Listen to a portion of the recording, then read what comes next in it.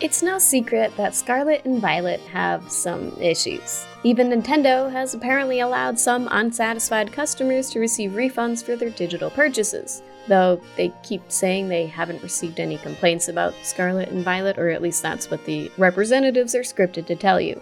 This game is full of bugs, glitches, and some unpolished issues that we don't expect to see in a 26-year-old incredibly successful IP. But even with all the issues, Scarlet and Violet still sold 10 million copies in just the first 3 days, officially making this generation of Pokemon the fastest-selling Nintendo game ever, outpacing Splatoon, which previously held the title for the last 3 months. How could a game with so many issues sell so well? Why do we keep buying the next Pokemon game?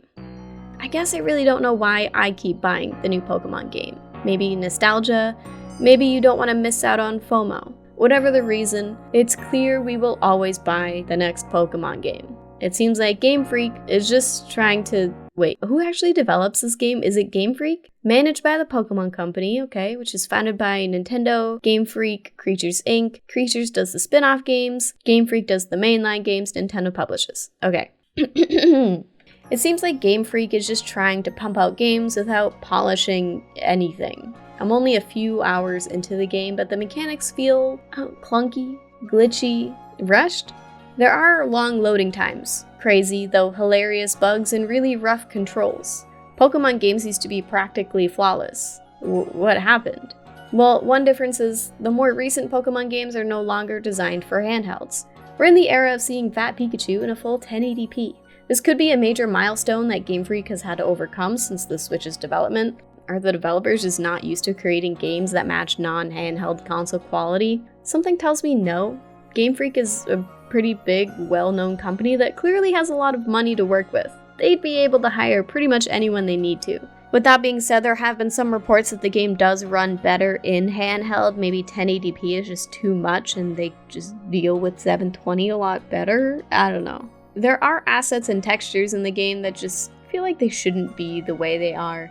Maybe this was to stop performance issues, make the textures simple and easy to load so the Switch doesn't have to concentrate on loading incredibly detailed assets. This does let us walk around with minimal frame drops though. The game isn't pushing the Switch's processing power too far, which results in a better performance. And boy oh boy do we need a better performance where we can get it in this game. The draw distance of assets like trees are brutal, but it's the Switch, and after 5 years of those kinds of issues, I'm kinda used to it. With that being said, you would think a game like Pokemon would be optimized to run incredibly well on the console that holds its exclusivity. Watching the trees load in while running around the world is just a small issue that we have to deal with so the game can run better. God, I want to say better, but it hurts to call this better. As an open world game, it's only natural that our brains compare it to other open world games, like Breath of the Wild. I know Breath of the Wild had like a 5+ year development cycle and Pokemon definitely did not, but Breath of the Wild just feels better, runs better, looks better. Are they just rushing? The number of crazy glitches proves that their priorities did not include bug fixes or making sure that NPCs stayed where they were supposed to stay.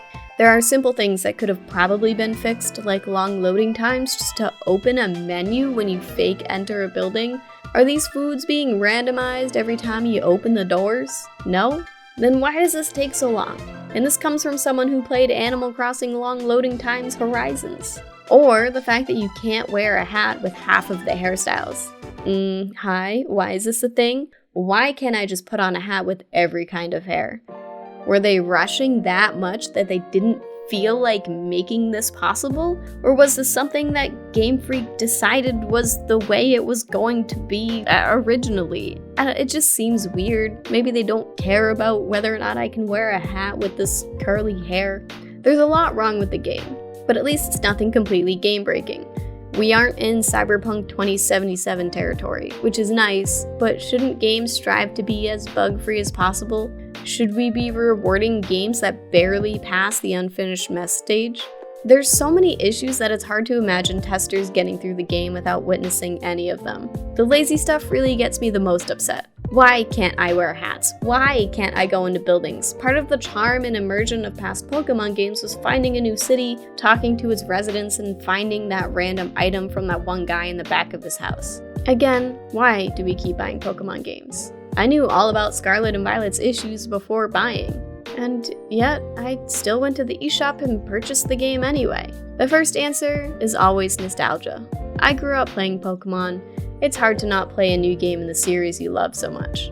Also, with COVID still semi-affecting things, there aren't a crazy number of first-party games to dive into. Nintendo has been better about publishing games each month now, but it's Pokemon. It's one of the biggest IPs in the video game world, if not the biggest. I think the main reason people are still buying Scarlet and Violet, it's almost Christmas, and many of those 10 million purchases are probably just that. Which makes me wonder if they knew these bugs existed but needed to release the game to make the right before Black Friday target date. The Pokemon game is still somehow fun. Like I've stated before, none of these bugs are actually game-breaking. You can still play and enjoy Scarlet and Violet. The spinning heads are just a feature, I guess. The core of the mechanics of the game are still there and flawless. It's like the trees in Arceus. I know, I'm talking about them. Did most people hate them? Yes. Did they affect gameplay? No. Maybe immersion, sure, but there's an ice cream cone Pokemon. I don't know how much Game Freak cares about immersion. We keep buying Pokemon because we love Pokemon. We're willing to give the Pokemon Company our money, even though it's not 100% perfect, because we just want to play a game that we love so much. I just hope this doesn't cause issues in the future.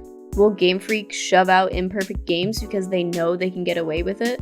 The only way to hurt a business is to take away its money, and here we are shoving money into their faces.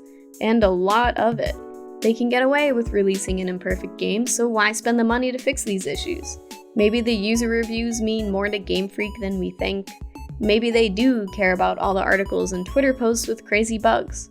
Or maybe they see it as more advertising to get Scarlet and Violet trending on Twitter for an extra day. We'll have to wait and see the next steps the company takes. Many are waiting for a patch to fix everything, but who knows if that will actually happen. We'll have to wait and see if anything gets fixed to find out what road Game Freak will go down. In the meantime, I'll still be running around Paldea enjoying the crazy world that Game Freak gave us. And looking forward to see what else will break in this game, because honestly they're extremely entertaining and I loved making this video just because I loved looking through everyone's crazy glitches. Also, I love Sprigatito. Sprigatito is the best starter, don't care what you say.